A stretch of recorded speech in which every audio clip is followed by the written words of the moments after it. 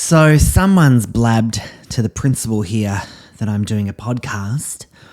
So I was called into Mrs. Chen's office this morning. She's our acting principal here at Summer Boys for a little chat. I mean, she's lovely, but not the brightest spark. But she said, I'm fine to do a podcast in my own free time. I'm like, duh. I told her it was a drama masterclass. Didn't mention all the tea I've been spilling. Whoopsies. She said it's fine as long as I don't mention staff or students' names. Roger that. I mean, I'm not an idiot. So that was my little rap over the knuckles for Mrs. Chen, but she said she's way too busy to listen to podcasts, so fingers crossed she never listens.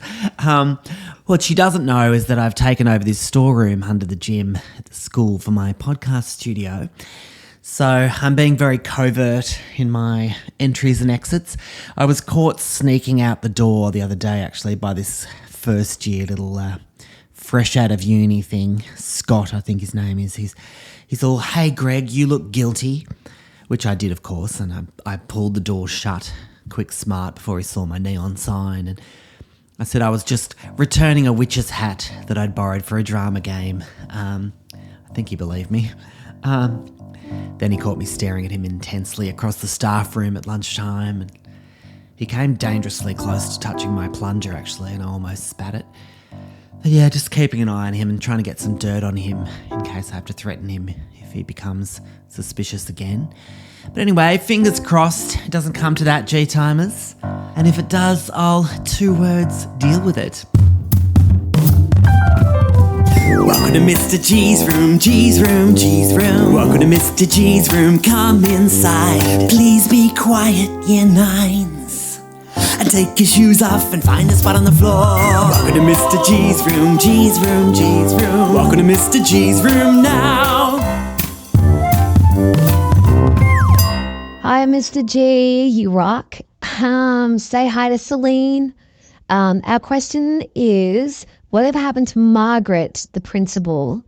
And are you two on speaking terms? Thanks, love the podcast. Celine, I'll be saying hi to the urn. Do the math, hun, on that one. No, we'll get into all that later. But Celine is sadly no longer with us, but it was quite a while ago now, so I'm fine. And I've got Meryl, my miniature sausage dog now, and I'll bring her into Mr. G's room at some stage and tell you all that whole saga. Don't ask. But anyway, back to the question. So Margaret, the old dragon. For those of you who don't recall, Margaret was the tyrant of a principal that ruled the roost for many years over at Summer Heights High. The silent assassin, I used to call her. All very nice and friendly and bubbly on the surface. Everyone's favourite lovely lady. But she would stick the knife in when your back was turned and twist it. She was ruthless. Rodney can contest to that. The hours and hours I've spent talking and stressing about that woman. She just had it in for drama. I mean, one incident that comes to mind is I set up a GoFundMe to try and get an ice rink installed in the hall for one of my original musicals a few years back. I think it was 2011. Now, I did say the GoFundMe was a make-a-wish for a Year 7 girl with MS who dreamed of ice skating. Margaret found out, threw a hissy fit, and shut the whole thing down. I was bloody furious, as you can imagine, because we were weeks into rehearsal on my new musical, and we ended up having to do like a fake skating in socks on polished floor, and I was a school joke for a few weeks after that. It was a musical that I wrote called The Parramatta Punts, about a young troubled teen boy who leaves school in year 10 and he's not the brightest spark, and he sits on the Parramatta train station with a bunch of Westies every day and becomes a bit of an esche until he's befriended by a wealthy middle-aged man who takes him under his wing, and a bit of a Daddy Warbucks-esque type. So he moves into the mansion with this rich guy, and he introduces him to figure skating. He's got an indoor rink in the mansion, and which the boy takes to like a duck to water, and he just loves to figure skate. So you're getting the picture. You can imagine how essential the rink was for my show. The story is actually based on a dream that I had where I was whisked away and encouraged to ice skate by a wealthy father figure. So, yeah, a lot of my dreams turn into musicals. I keep a notepad by my bedside and jot down the good ones, and that's where I get my best ideas. That and the toilet, but we won't go there.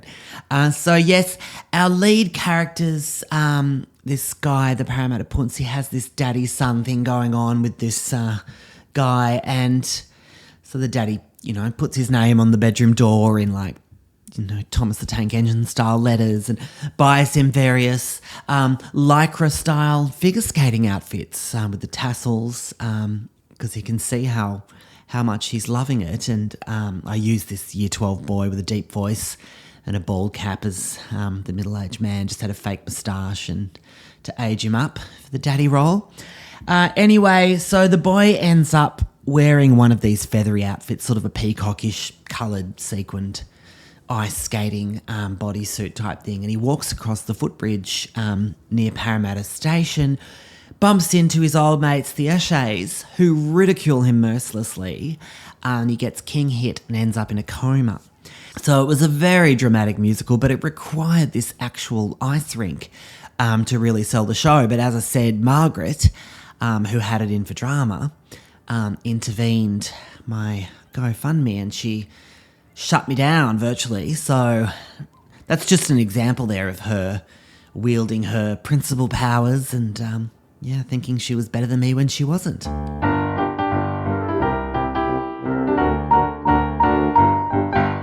And that's the bell just gone outside, guys. But I'm going to continue because I've got the first period free. So it is drama class time, G-timers, because it's G-time, not free time. So this time we're going to do my character jars, which I'll explain in a minute. So as professional actors, we are bound by our stats, our age, our race, our gender, our various qualities is what you will be cast for these days. You're going to play pretty close to who you are.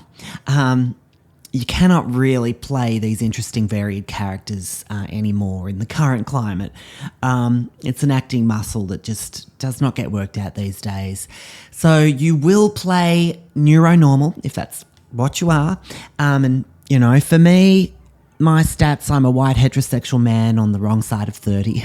So they are the roles that I am going to get cast for. I'll go into audition for a struggling dad or, a cop, a drug dealer or a personal trainer or something, I don't know.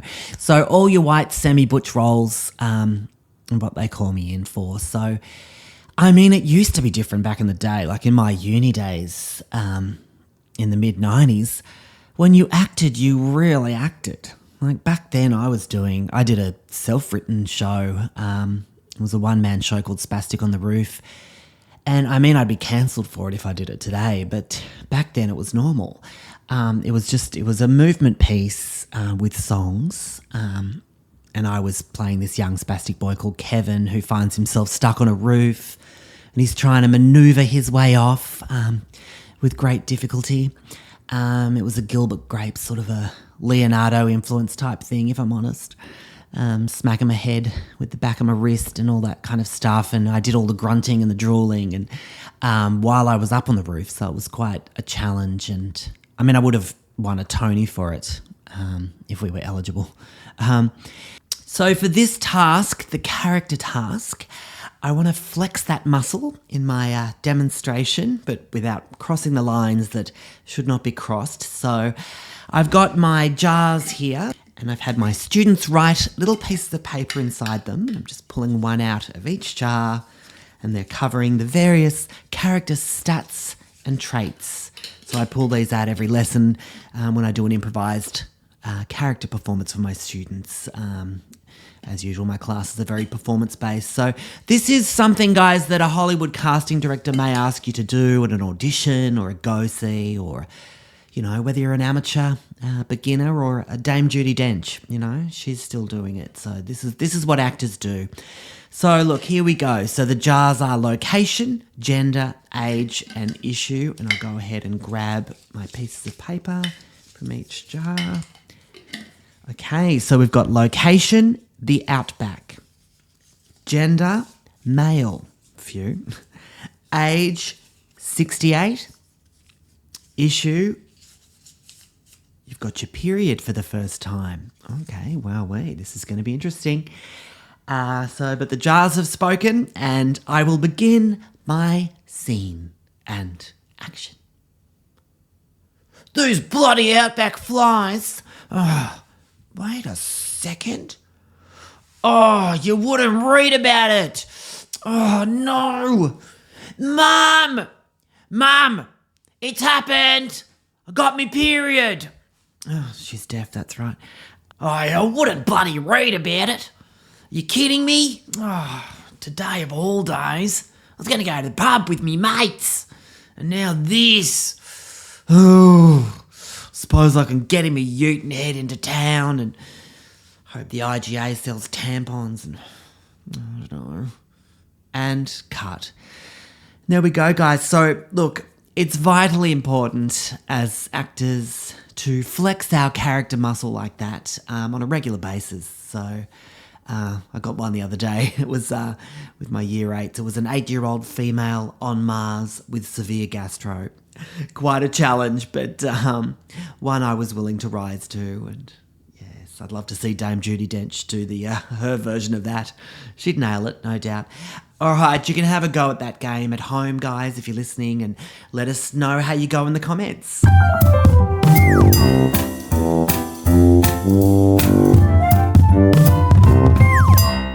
Look, what happened to Margaret, to answer the question from before, because I didn't really finish that. But so she retired in 2018. She's long gone.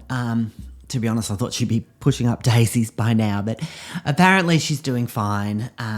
She did Christmas in New York with her grandkids, according to her daughter's Instagram, that I stalk with one of my fake accounts. So, look, I did think we might lose her during COVID, but she got through that. So I'm always having these little fantasies about the Grim Reaper coming and knocking for Margaret, which is terrible. But I've just had these visions of doing a performance piece at her funeral with some students. And it's a medley of songs from all my musicals I wrote that she tried to shut down. So it's my little revenge. I'd still quite like to do that at one stage. So, yeah, hopefully, fingers crossed. I've got the backing track ready to go, and I'm checking the obituaries very regularly to no avail so far. But yes, no, she was a character. Look, I did tell her once to shove my dead dog's flowers up her fat ass, and worse things over the years, if I'm honest. But we definitely locked horns. Yes, but I think deep down there was a mutual respect of sorts. Yes, compared to the absolute bastard that took over after her and caused me to resign, which we'll get into later. But yeah, she was a bloody angel compared to him. But more on that later. So what else about Margaret? One of her funny little traits is she secretly smoked like a chimney.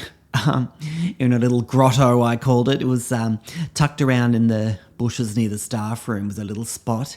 One time I caught her there. Rodney thinks I'm making this up to be cruel, but I called out Margaret and she turned around and she had 3 durries in her mouth at the same time, all lit, and just took an enormous drag, filled up the lungs and blew out enough smoke to... She looked like the chimney at the Blue Scope Steelworks and just coughing and spluttering, and it was quite a sight, like a bloody dragon, some coming out the nose. And I said, don't come running to me when you need 2 new lungs, Margaret, because I won't be donating one of mine. She just rolled her eyes at me, but yeah, she uses a can of hairspray every day to keep that helmet on. I thought she was going to bloody use the lighter to light up the durries and the hair would catch fire and we'd be dealing with a bloody bald burns victim principal, which is, as a teacher, it's not the dream scenario one imagines one will have to deal with. But look, deep down, she was all right. She was a strong woman, or is one, doing past tense. But I always say, look, in another alternate reality, I think we would have got along quite well. Both stubborn mules, and we actually bonded once at the staff Christmas do, and when I got stuck next to her, and she said that she also loves Elaine Page, same as me, and McLeod's Daughters, and the early Murder, She Wrote, and so, yeah, we found common ground in that one little chat we had. I did say to Margaret once, I said, look, if we were stranded on a desert island, the two of us, we'd probably end up besties. We'd, cuddle in a grass hut at night and skinny dip during the day, and it'd be a full Blue Lagoon situation. She gave me a funny look when I said that, but anyway, I'll continue to keep an eye on the Instagram and let you guys know if there's any sad developments.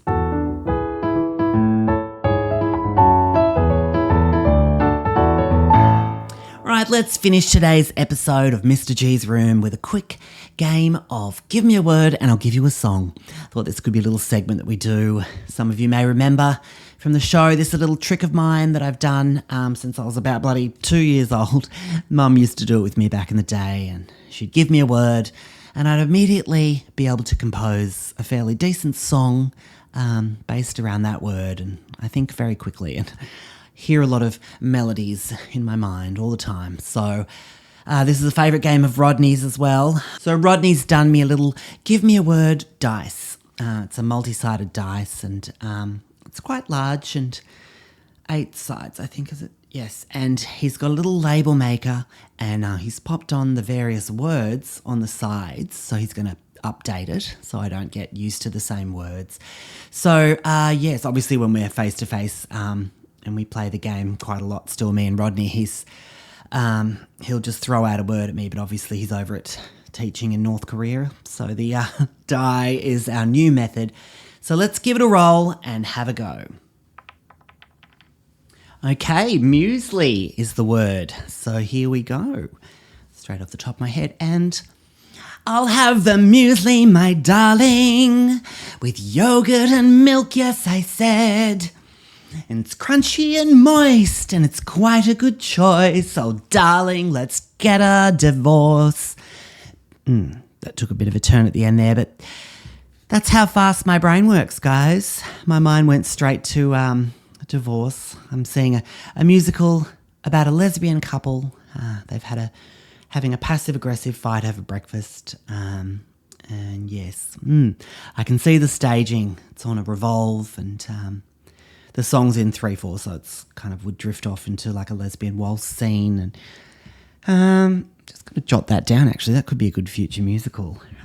That's why the game's actually quite handy, because it gets my brain juices flowing.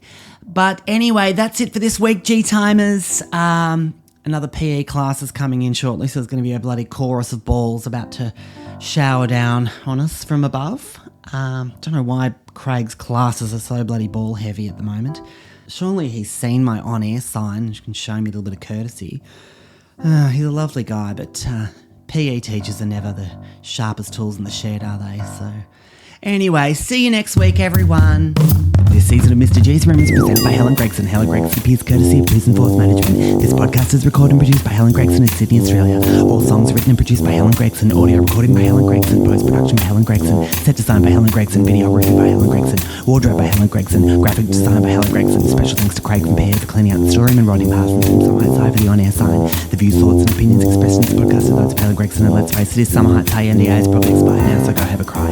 Any resemblance to stories and people's deceased or alive is not Helen Gregson's fault, he's simply telling it like it is. For updates, follow the Mr. G's Room Facebook page. This is Helen Gregson Productions. See you next week, everyone. And remember, it's G time, not free time. Take your shoes off and find a spot on the floor. Welcome to Mr. G's Room, G's Room, G's Room. Welcome to Mr. G's Room now.